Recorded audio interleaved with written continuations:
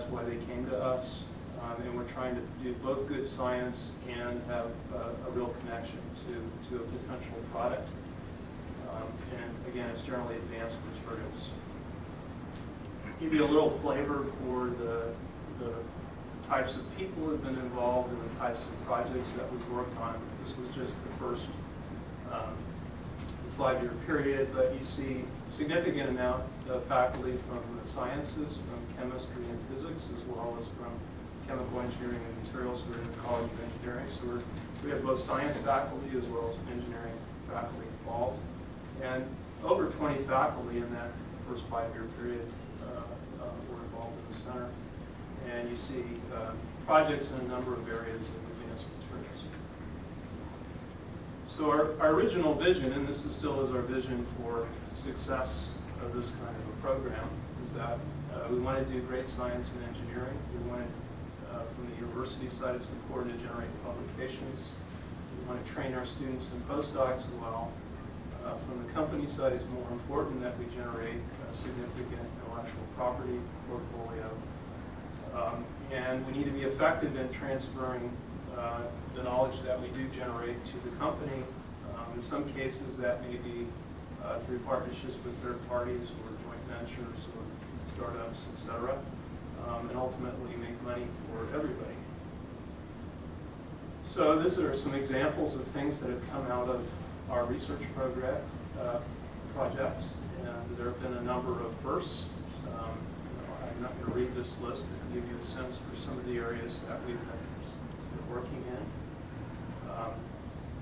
in. In some cases, we brought in external expertise. This is one of our most successful projects, which has involved a new kind of polyolefin material.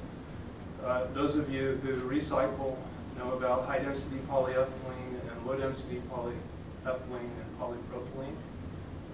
Those polyolefin plastics are about 50 to 60% of all the plastic materials manufactured in the world.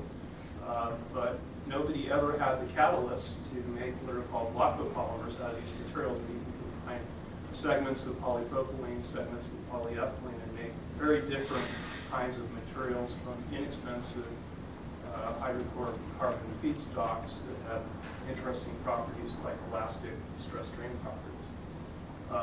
To answer the nanotechnology question, by the way, notice that TPM has a very nice nanostructure with a 10 nanometer length scale.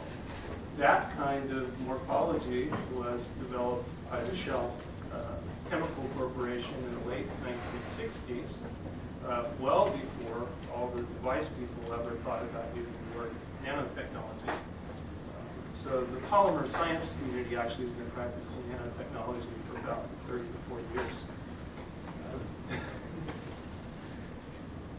Publications, about 77 to date. A lot of them high-profile publications that have come out of this program. Patents are impressive.